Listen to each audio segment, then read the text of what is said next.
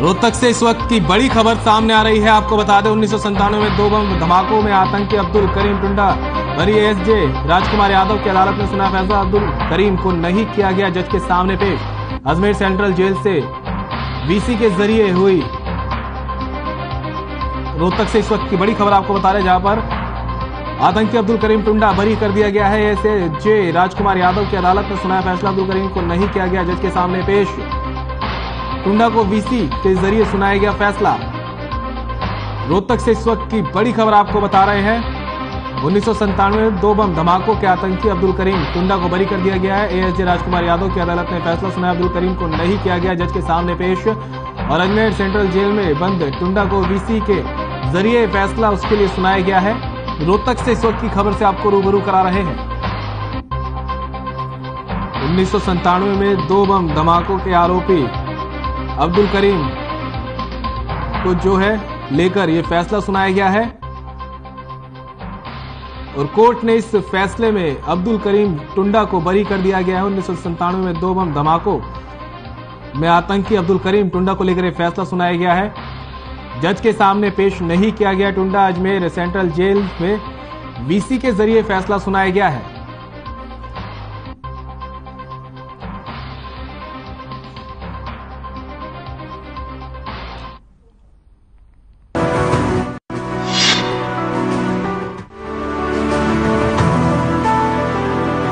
चंडीगढ़ में बजट सत्र की अवधि को लेकर बीएसी की बैठक हुई, जिसमें बैठक की अध्यक्षता सीएम मनोहर लाल ने की। वहीं डिप्टी सीएम दुष्यंत चौटाला भी मौजूद रहे। संसदीय कार्य मंत्री कंवरपाल गुर्जर समेत नेता प्रतिपक्ष भूपेंद्र सिंह हुड्डा की जगह बीबी बत्रा भी बैठक में शामिल हुए और तमाम विषयों पर चर्चा की गई।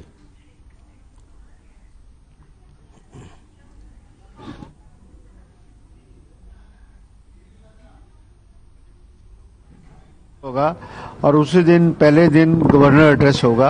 गवर्नर एड्रेस के बाद कुछ विधायक कार्रवाई की जाएगी।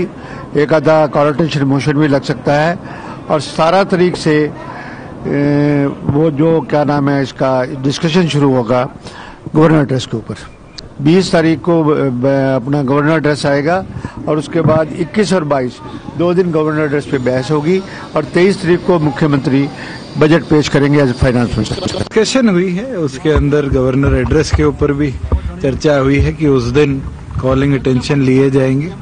उसके साथ साथ फिर आगे 2 दिन गवर्नर की स्पीच के ऊपर चर्चा होगी और उसके बाद फाइनेंस मिनिस्टर चीफ मिनिस्टर अपना बजट पेश करेंगे। रिसेस रखी जाएगी पिछली बार की तरह, जिसमें सारे एस्पेक्ट्स को चर्चित कर कमेटियां अपना विजन दे और उसके बाद 17 तारीख से रिज्यूम होकर 22 तारीख को सेशन कंक्लूड होगा। डिस्कशन हुई है, उसके अंदर गवर्नर एड्रेस के ऊपर भी चर्चा हुई है कि उस दिन कॉलिंग अटेंशन लिए जाएंगे।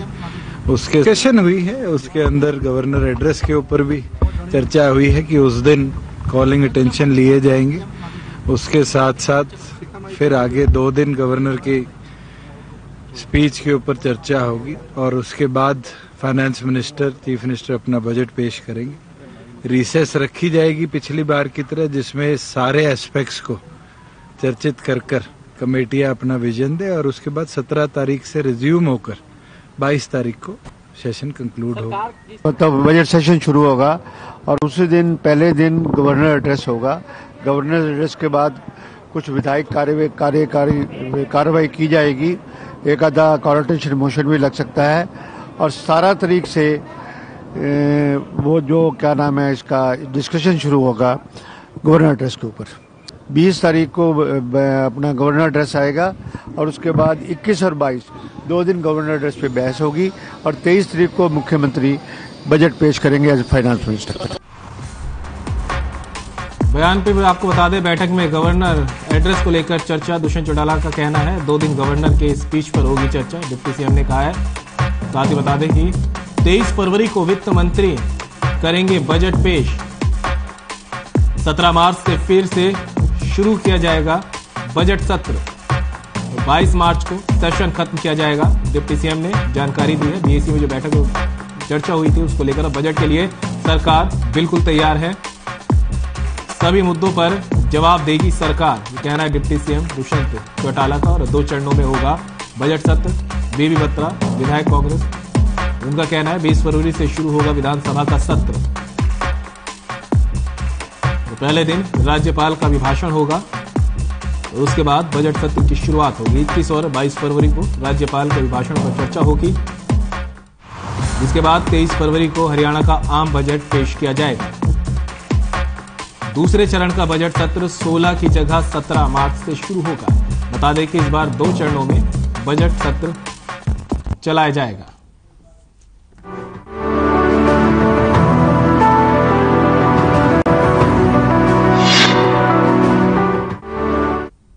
हरियाणा सरकार ने अब टैबलेट को लेकर अपने फैसले में बदलाव किया है। बता दें कि ई अधिनियम के तहत कक्षा 10वीं और 12वीं के स्टूडेंट्स को टैबलेट और डाटा सिम का वितरण किया गया है। यह वितरण लाइब्रेरी व्यवस्था के जरिए किया गया, जिसके अनुसार टैबलेट स्कूल की संपत्ति, इस कारण से स्टूडेंट को स्कूल छोड़ने बदलने की स्थिति में यह टैबलेट लाइब्रेरी में लौटाना होगा और इसी को लेकर 9 फरवरी को आदेश जारी कर विद्यार्थियों को टैबलेट वापस जमा करने के आदेश दिए थे। हालांकि सरकार के इस फैसले का प्रदेश भर में विरोध भी हुआ था, जिसके बाद परीक्षा होने तक यह फैसला टाल दिया गया।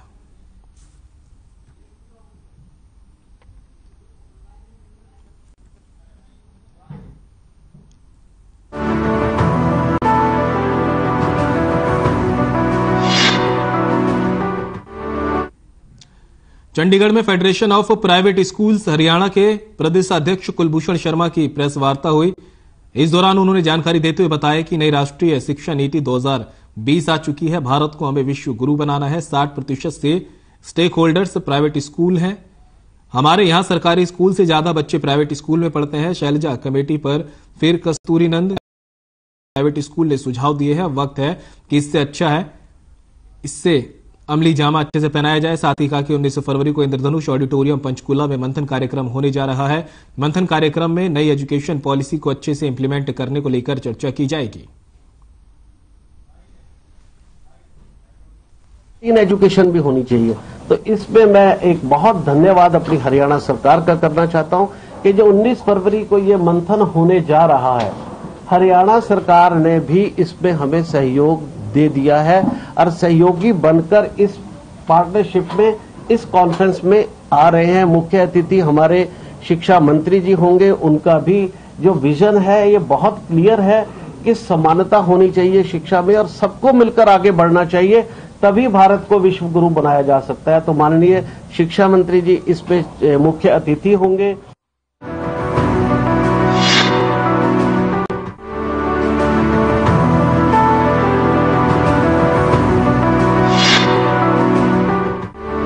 अंबाला कैंट के पूजा विहार में बदमाश ने घर के बाहर खड़ी 2 गाड़ियों को पेट्रोल डालकर आग के हवाले कर दिया, जिसमें इनोवा गाड़ी जलकर खाक हो गई। वही दूसरी गाड़ी का पिछला हिस्सा डैमेज हो गया।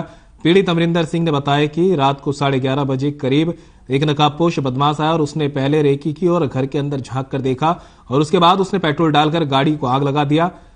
उन्होंने बताया कि हमें बाहर धमाके की आवाज आई तो हमने बाहर आकर देखा तो गाड़ियों में आग लगी हुई थी। खबर लगते ही पड़ोसी आ गए और बाल्टियों से पानी डालकर आग पर काबू पाया गया। साथ ही बताया कि घटना की सूचना उन्होंने महेश नगर थाने में दी है, जिस पर पुलिस कार्रवाई में जुटी है। वहीं महेश नगर थाना प्रभारी ने जानकारी देते हुए बताया कि पूजा विहार में 2 गाड़ियों में आग लगाने का मामला सामने आया है। उन्होंने बताया कि पीड़ित परिवार की शिकायत पर मामला दर्ज कर कार्रवाई शुरू कर दी गई है। अंबाला कैंट डीएसपी अनिल कुमार ने बताया कि उस घटना की एफआईआर दर्ज कर ली गई है और सीसीटीवी में भी शरारती युवक साफ दिखाई दे रहा है। जल्द ही आरोपी को गिरफ्तार कर लिया जाएगा।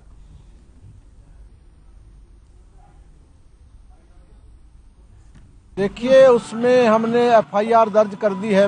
मेष नगर पुलिस स्टेशन ने कंप्लेंट आई थी, रात को कॉल आई थी हमारी 112 तुरंत पहुंची है और कैमरे में भी दिखाई दे रहा है सामाजिक तत्व मुंह ढके हुए।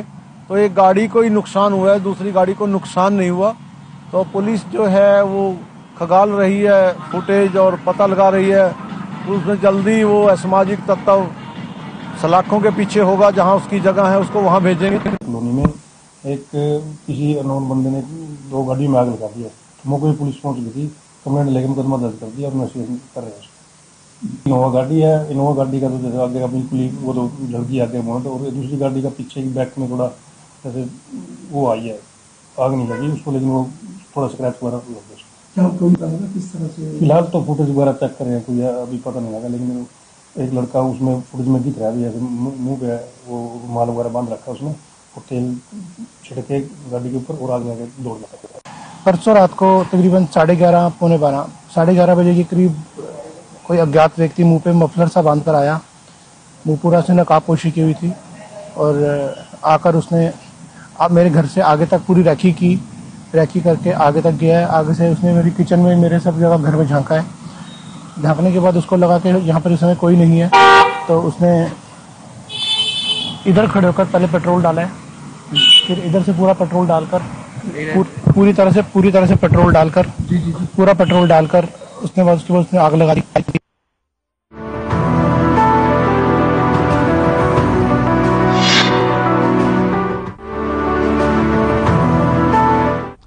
पिछले कुछ सालों में हरियाणा में क्राइम का ग्राफ काफी बढ़ चुका है। आए दिन स्नैचिंग की वारदातें सुनने को मिलती है। वहीं अब चोर पशुधन को भी अपना निशाना बनाने से नहीं चूक रहे। मामला अंबाला के नगल थाना क्षेत्र का है, जहां एक बार फिर से पशु चोर गिरोह एक्टिव हो चुका है। बता दें कि बीती रात 2 गांवों में 3 भैंसों समेत 6 पशु चोरी कर लिए गए। फिलहाल मामले की सूचना पुलिस को दे दी गई है, जिसके बाद से पुलिस एक्शन मोड में नजर आ रही है। रात भर पुलिस की अलग अलग टीमें इलाके में गश्त पर तैनात कर दी गई है और सरपंचों के साथ मीटिंग कर एसएचओ ने रात को पहरे लगाने के निर्देश दिए हैं।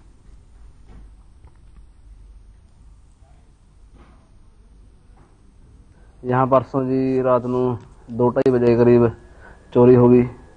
2 भैंसा जी, 2 कट्टियां मारी।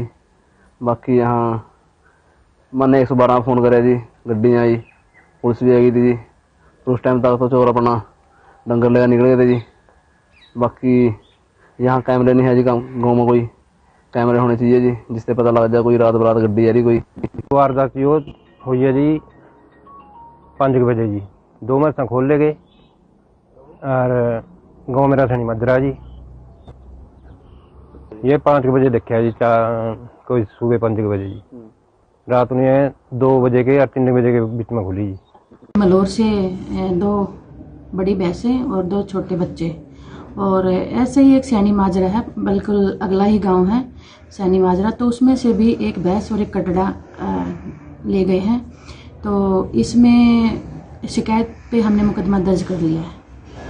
बड़े ये कल सुबह की बात है, कल पहले वाली रात की बात है। तो उसमें मैंने सभी सरपंचों को मीटिंग बुला के और टीकरी पहरा के आदेश दे दिए हैं।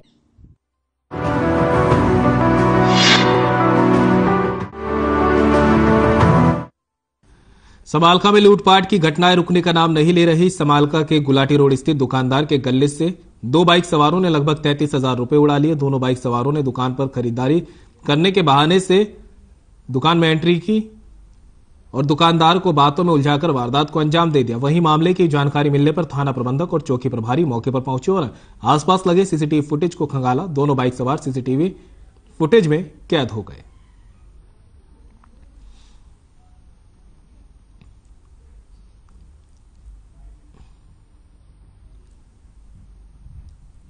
नवीन गर्ग नाम का एक दुकानदार है, जिसकी दुकान पे एक सामान लेने के लिए आया था। उसको 2000 का नोट दिया और एक कॉफी का डब्बा उससे 390 रुपए का उसने लिया है।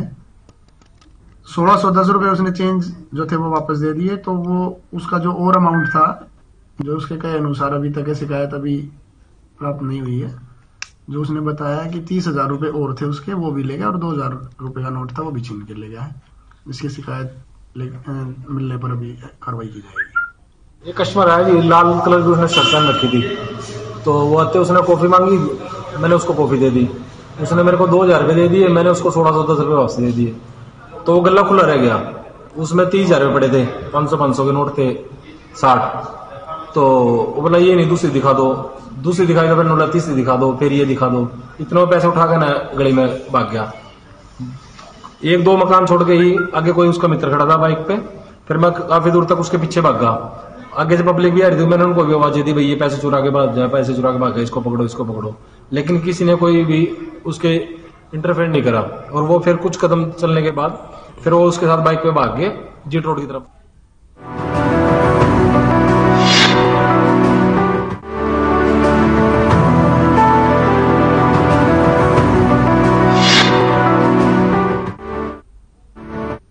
कुरुक्षेत्र में एल्विन केयर फार्मा के सीईओ अतुल गर्ग और NMMA हरियाणा के चेयरपर्सन विशाल सेठ ने चौथी राष्ट्रीय मास्टर एथलेटिक्स चैंपियनशिप का शुभारंभ किया। आपको बता दें कि देश भर के 2000 खिलाड़ी चैंपियनशिप में शिरकत कर रहे हैं। इस मौके पर NMMA हरियाणा के चेयरमैन विशाल सेठ ने कहा कि देश के हरियाणा खिलाड़ियों ने पूरे विश्व में अपनी प्रतिभा और प्रदर्शन से भारत का नाम रोशन किया है। इस देश में खिलाड़ियों को उच्च स्तरीय सुविधाएं मुहैया करवाई जा रही हैं और सरकार की तरफ से बेहतर इंफ्रास्ट्रक्चर भी उपलब्ध करवाए जा रहे हैं। इन सुविधाओं के कारण ही युवाओं में खेल के प्रति जज्बा पैदा हुआ है। इन युवाओं के साथ साथ बुजुर्ग खिलाड़ियों के लिए भी एक मंच मुहैया करवाना अपने आप में एक बड़ी बात है। इस कार्य को हरियाणा मास्टर एथलेटिक्स एसोसिएशन बखूबी कर रहा है।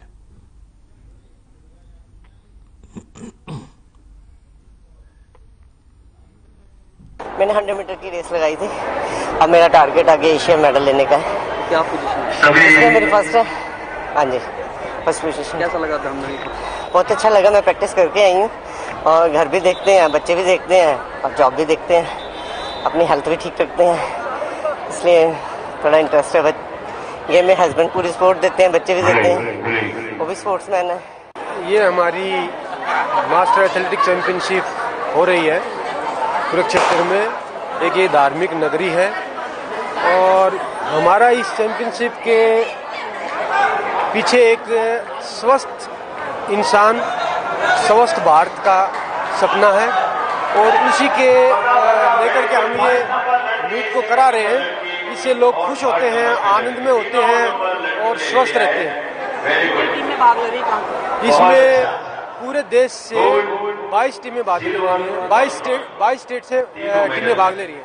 मैं उत्तराखंड की टीम से 40+ में खेल रही हूँ और आज मेरा लॉन्ग जंप का इवेंट हुआ है जिसमें मेरी 3rd प्लेस पड़ी है। और ऐसे ही हम हर साल हर जगह खेलने जाते हैं, काफ़ी जगहों पर हर जगह प्लेस आती है। बहुत अच्छा लगा, बहुत अच्छा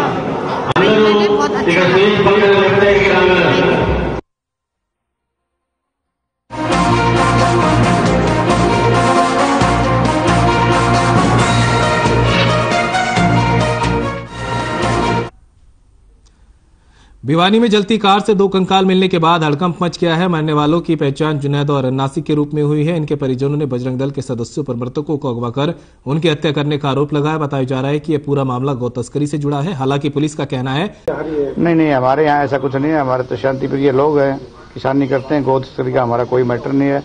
वो राजस्थान का अनुसंधान का मामला है, उनमें क्या तथ्य आएंगे वो ही बता पाएंगे। हमारा सिर्फ 174 में कार्रवाई की हमने। तो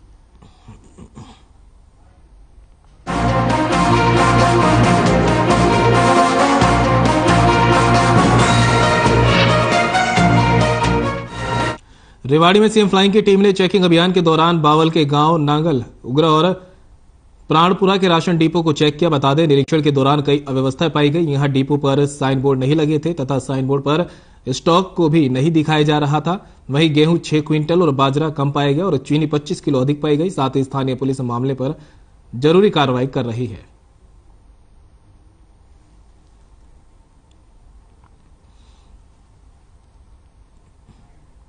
मंत्री उड़नदस्ता रेवाड़ी की टीम के द्वारा एक गुप्त सूचना के आधार पर बावल थाना क्षेत्र में प्राणपुरा और उगरा 2 गांवों के राशन डिपो चेक किए गए। तो जो नांगल उगरा गांव का जो राशन डिपो था उसमें कोई विशेष अनियमितता नहीं पाई गई, सिर्फ बोर्ड वगैरह था, वो विभागीय काम वो करेंगे। परंतु प्राणपुरा गांव के जो राशन डिपो उसमें गेहूं और बाजरा में लगभग 6 क्विंटल की जो फर्क मिला है मशीन के हिसाब से। इसके आधार पर खाद्य एवं आपूर्ति विभाग के अधिकारियों के द्वारा FIR दर्ज करने के लिए पुलिस स्टेशन बावल में कार्रवाई शुरू कर दी गई है और नियमानुसार कार्रवाई की जाएगी।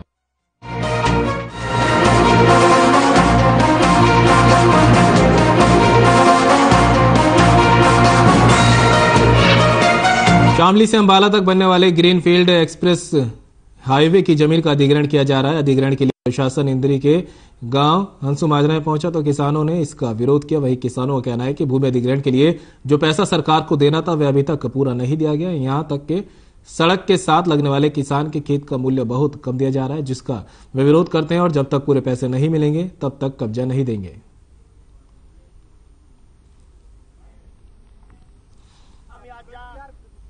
ये नेशनल ग्रीन कॉरिडोर हाईवे है अम्बाला टू शामली। 4800 एकड़ जमीन इन्होंने रिक्वायर किया और सबसे दुर्भाग्य यह है इस भाजपा सरकार ने जब ये 2014 में सबसे पहली बार आई थी, इसने भूमि अधिग्रहण बिल उसमें कुछ तोड़ा हुआ है, उसमें गड़बड़ी करी। पहले जो सरकारें थी 4 गुना मुआवजा मिलेगा था, इस साल उसका रेट भी बढ़ेगा था, बहुत मोटा मुआवजा होगा था, इसने सिर्फ 2.5 गुना कर दिया।